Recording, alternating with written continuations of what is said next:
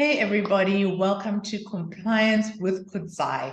Thank you for your patience. I know it has been a very long time since I posted a new video, and I'm super sorry about that. I've just been so busy, and I never want to just throw together some half thought through video for you guys. So it's taken me a bit of time, but I'm hoping that this video makes it worth the wait, because today we are covering something that a lot of you send me messages about in the comment section on LinkedIn and DMs and stuff.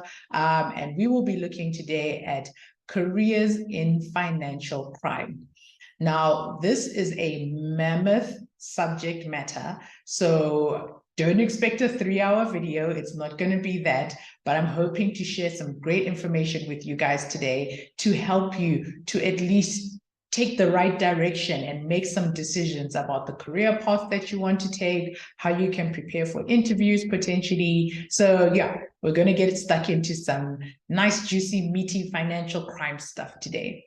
But before I jump into that subject matter, I would like to say welcome to all the new subscribers to Compliance with Kudzai. I really do appreciate you. Thank you for the love, the comments, the likes, and all of that sort of stuff. I love hearing about how you've been watching the videos and learning so much about compliance.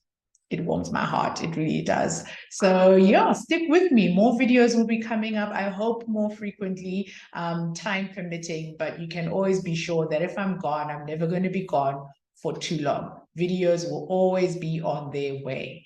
My diary just has to cooperate with me a little bit. But yeah, enough about that. Let us jump straight into the subject matter of financial crime and what it means to have a career within the financial crime space. Like I said earlier on, financial crime compliance is a very big subject matter. And sometimes people think financial crime compliance equals AML compliance. In fact, to be honest, some people think compliance equals AML compliance, and neither of those two things are true. Financial crime compliance refers to not only anti-money laundering and counter-terrorist financing, it also refers to a lot of other subject matter that relates to crimes that can be committed with the purpose of gaining financially by another entity. So hence the name financial crimes. So for example, bribery and corruption, that's a financial crime. Tax evasion, financial crime. Fraud, whether you're talking about insurance fraud, cyber fraud, credit card fraud, those are financial crimes. Insider trading, which is also known as market abuse, is also a type of financial crime. So you have to understand that financial crime covers a variety of subject matter. And it's really about, are you choosing as an individual to focus on one specific area of financial crime? For example, you want to be an AML specialist or a sanctions specialist. And we know that sanctions are the measures that are put in place to try to combat, and enforce punishment and restrictions on entities that are seen as, engaging in certain activities such as financing terrorism or terrorism itself. So it's really about what area do you wish to specialize in? Or do you want to know a little bit about everything and be a general financial crimes expert? And if that is the case, then you know that, you have to know a little bit about all of these subject matters. What are the laws and regulations that apply in your jurisdiction pertaining to coverage of that? So that is what we're talking about. When you say, I've been offered a role as a financial crime analyst, a financial crime specialist, it means that you are going to be covering all those things. However, some organizations you'll see in their different job specifications, for example, will further restrict and say, okay, yes, we're using the term financial crime, but we're only referencing bribery and corruption and AML.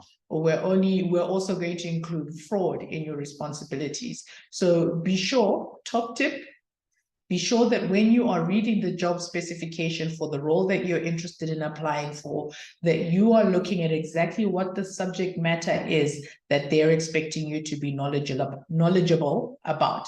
Is it only AML and CTF? Is it only sanctions? Is it only fraud? Is it only anti-corruption and bribery? Or is it covering all of those things? Or are you going even further to tax evasion and tax compliance? Are you also going to market regulation and market abuse kind of things that you will be looking at? So be sure to look at the detail and figure out what is it in terms of subject matter knowledge that I am expected to have. So once you figure out, okay, I'm interested in financial crime compliance and specializing in a specific subject matter in the area of financial crime compliance, what is it exactly that you are going to be looking at? So if you are covering financial crime compliance, you need to be able to understand the laws and regulations that apply within that space and advise your business about their compliance and regulatory obligations around AML, corruption, anti-corruption, fraud, and all of that sort of thing. What do they need to be doing to make sure that they are complying with their requirements? And then you need to be able to implement a compliance program, one that says, how are we identifying what our specific risks are? How are we assessing those risks? What policies and procedures do we need to put in place to make sure that we're managing those risks? What other controls do we need to put in place? You know, just everything around a compliance program. How are we reporting on our performance, our KPIs and KRIs? Are you designing KPIs and KRIs that are useful and helpful in terms of monitoring those activities? What controls are you putting in place to manage your risk?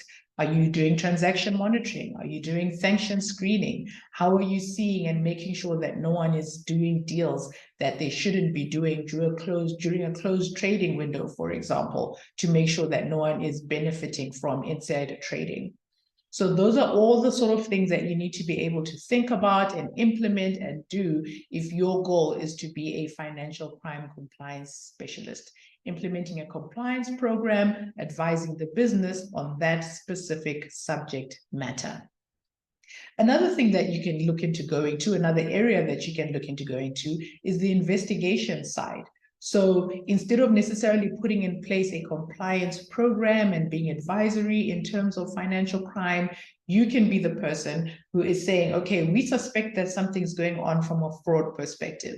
We suspect that something is going on in terms of AML or cyber attack or tax evasion or whatever else it could be, and you go and investigate and figure out what's going on, what are the meat and bones of the issue, who's doing what, and what is the extent of the harm that has been experienced. You will then engage with law enforcement authorities as needed and report internally as to your findings. So you can follow that route if you have an interest mainly in investigation necessarily, as opposed to implementing a program around financial crime compliance. It's such an interesting space to be involved in financial crime compliance. It's such a topical area, high focus area, and as the world we live in continues to innovate and criminals continue to come up with new ways, typologies of, trying to evade the laws and one-up the regulatory authorities and do all sorts of things, then, it means that you have to keep up to date with those. What are the new methods criminals are trying to implement? How do we respond in terms of how we manage our risk and address any control weaknesses that have been identified as a result of the new ways and means of committing crimes that criminals seem to be getting into? So it also requires you to be aware of technology updates, because like I said, things like fraud, there's a lot of stuff happening in the big worldwide web out there to facilitate criminal activity. So you have to also be technically savvy. What methods of technology can we use, whether it's AI or whatever for transaction monitoring and,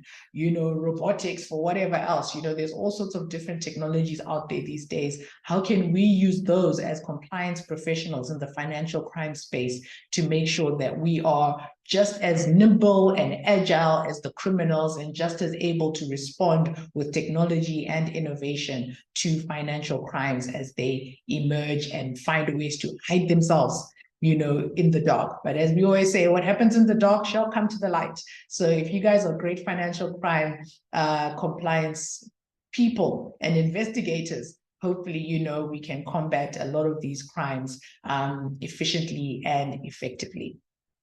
I hope you found this video helpful and you can think about, am I interested in the fraud space? Am I interested in sanctions? Am I interested in AML? Am I interested in what's that one? Bribery and corruption, all the other things that I mentioned?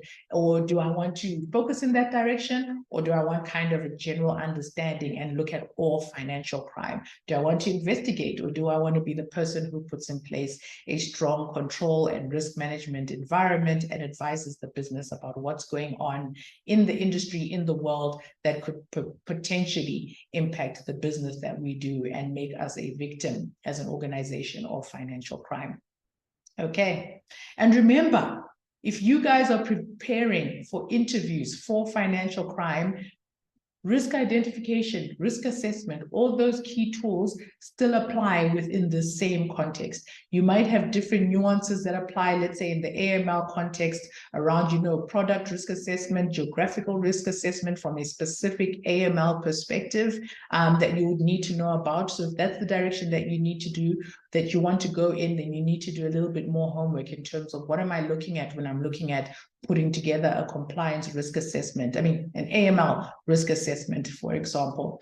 So do your homework. That is the only answer to, being able to be successful in the role and participate in interviews and give knowledgeable responses.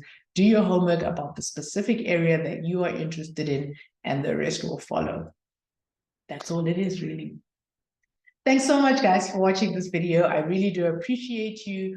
Please visit the website, the online store specifically, and take a look at the KC compliance templates. There's 10 of them that you might find useful. In fact, I know you will find them useful in the course of your compliance roles and responsibilities. We've got policy template, regulatory universe template, regulatory change impact assessment template, breach reporting form, all these wonderful templates that you can use and just make your life a little bit easier, as opposed to having to kind of figure it out on your own. And it comes with guidance as to how you use it, what's the best stuff to put in there. So I did you guys a solid. But okay, guys, thank you so much for watching this video. Until next time, and hopefully soon. Bye.